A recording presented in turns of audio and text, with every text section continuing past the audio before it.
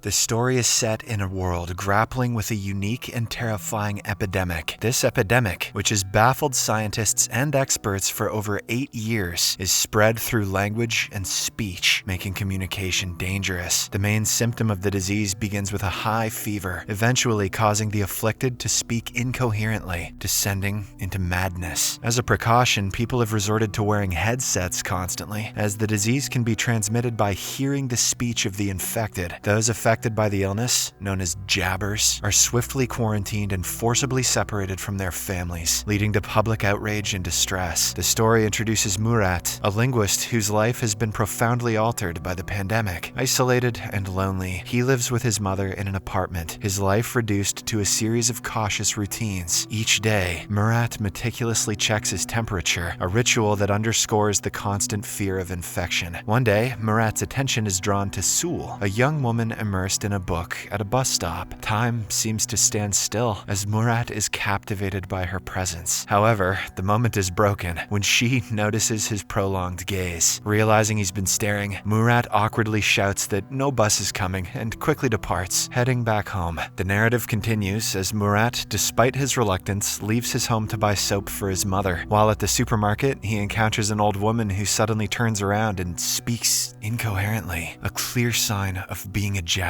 An alarm is triggered, announcing the presence of a jabber and urging people to evacuate immediately. In the ensuing chaos, everyone flees, except for the old woman and a young boy who is left behind without a headset. Murat witnesses the boy's mother crying outside. Driven by a sense of responsibility, Murat bravely re-enters the supermarket, gives his headset to the boy, and makes a narrow escape. Remarkably, Murat manages to avoid contracting the epidemic, despite his close encounter with the jabber. He experiences a high fever, but eventually recovers and returns home unscathed, soap in hand. Meanwhile, Anton, a high-ranking official at AEI, is desperately seeking a solution to the pandemic. He faces a setback upon learning that even young children are susceptible to the disease. However, his interest is piqued when he hears about Murat's incident at the supermarket. Intrigued by the possibility that Murat might be immune, Anton delves into surveillance footage to learn more. He observes Murat collapsing in the supermarket, but later continuing on as if unharmed, which deepens Anton's confusion and curiosity. In another part of the city, Murat visits the home of his mother's friend, responding to a desperate call for help. The friend's son, Arif's father, is exhibiting symptoms of the disease, speaking disconnectedly. Arif, holding on to hope, pleads with Murat to find a cure, believing in Murat's unique abilities. He even suggests collaborating with Murat's friend Ozgur, but Murat informs him that Ozgur has passed away. Arif, skeptical about Ozgur's death due to the lack of a proper funeral and the absence of his body, plans to meet with Errol, a businessman known for trading in information. Arif hopes Errol can shed light on whether Ozgur is indeed alive and assist in their quest for a cure.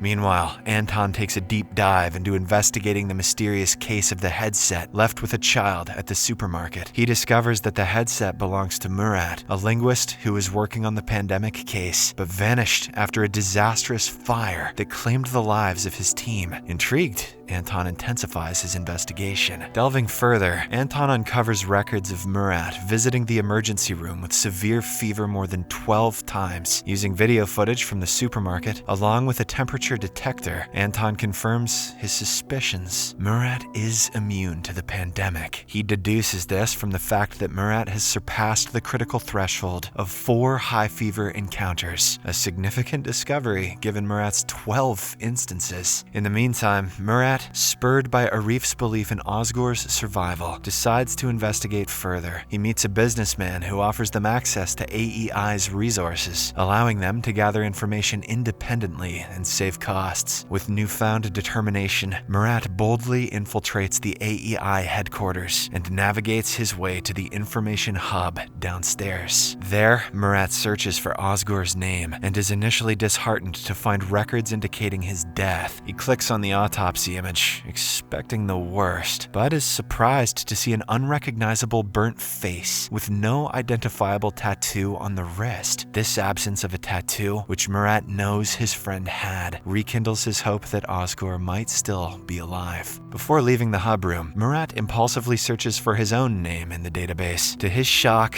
and dismay, he discovers video footage of himself from the supermarket incident. Realizing the potential danger of this discovery, Murat hastily exits the room, unable to delete the record. His escape is filled with anxiety and urgency, knowing that his presence in the AEI database could have unforeseen and dangerous consequences. Soon after, Anton, fueled by his significant discovery regarding Murat's immunity to the pandemic, eagerly approaches his superior to share his findings. However, his excitement quickly turns to frustration when his superior dismisses his claims, cautioning against spreading unverified rumors. Frustrated by this response and determined to pursue the matter further, Anton decides to take matters into his own hands. He acquires the address of Murat and his mother's home, although under a false name, and sets out with his men to capture Murat. Upon arriving at the destination, they find Murat's mother answering the door, mistakenly assuming it might be her son. However, the AEI forces swiftly invade the home, scattering throughout the house and the apartment complex. They strategically position themselves, lying in wait for Murat's return to spring their trap, unnoticed by the AEI operatives. Murat's mother subtly places a prearranged signal on the window, a discreet method of communication between her and her son. She then calmly lights a cigarette and sits down, maintaining an air of composure despite the tense situation. Meanwhile, Murat, who had been waiting for another glimpse of the beautiful girl he had seen at the bus stop, returns home. As he approaches his apartment, he notices the signal from his mother. Realizing the imminent danger, he hesitates at the entrance. Inside, Anton and his team are eagerly anticipating Murat's arrival, ready to execute their well-laid plans. In a moment of inner conflict, Murat grapples with the decision to enter the apartment. His thoughts drift to the beautiful girl, and the realization dawns on him that if he walks into the trap, he might never see her again. This thought acts as a turning point, and in a swift decision, Murat chooses to flee in the opposite direction, much to Anton's dismay. His abrupt departure catches Anton and his men off guard, and they lose track of him in mere seconds. Back at Murat's house, Anton seizes the opportunity to collect Murat's belongings for further investigation, hoping to get more insight into Murat's unique situation. The next morning, as Murat sets out on his search for Osgur, he is stopped by AEI forces demanding to see his ID. In a moment of tension, as Murat nervously reaches for his ID, a bomb suddenly explodes nearby, causing the AEI forces to scatter and leaving Murat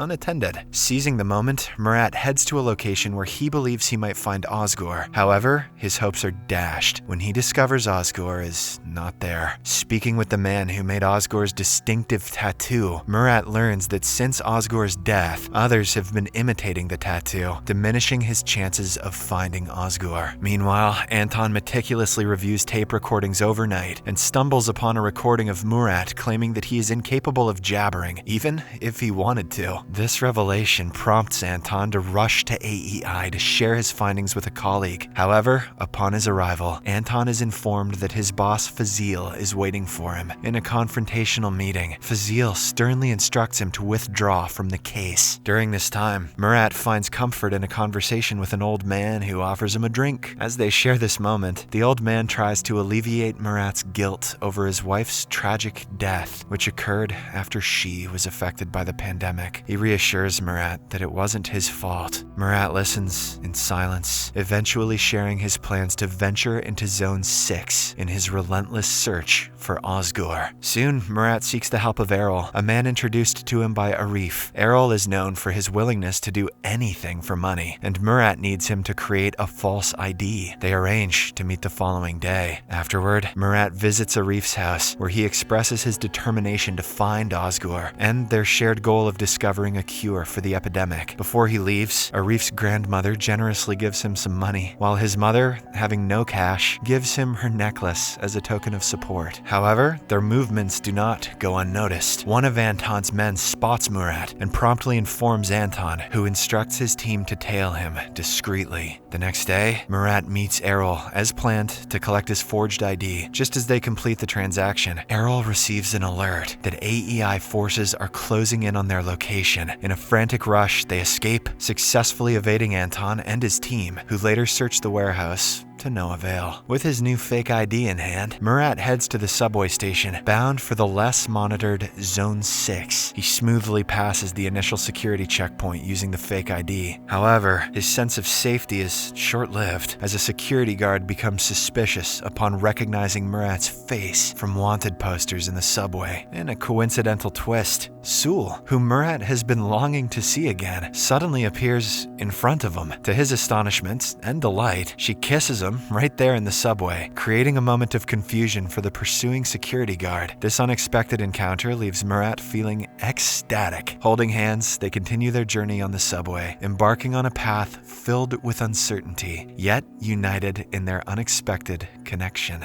Murat and Sewell, having left the bus stop, navigate through menacing people and areas until they find a secluded rooftop where they can talk privately. On the rooftop, Murat, preoccupied with his quest to find Osgur, is about to leave when Sewell insists he stay for a meal. During their conversation, he learns her name and he expresses gratitude for her assistance earlier. Sewell then reveals her true intentions. She had been following Murat purposefully, hoping to recruit him into her team, P1, which is dedicated to finding a cure for the pandemic. Surprised by this revelation, Murat abruptly leaves, not allowing her to finish explaining. Later, Murat returns to the home he shares with his wife, where he is flooded with memories as he wanders through each room. That night, he dreams of himself torn between his wife and Sewell, symbolizing his internal conflict. The next morning, Murat's search for Osgur takes an unexpected turn when he is kidnapped by masked individuals who question his identity and affiliation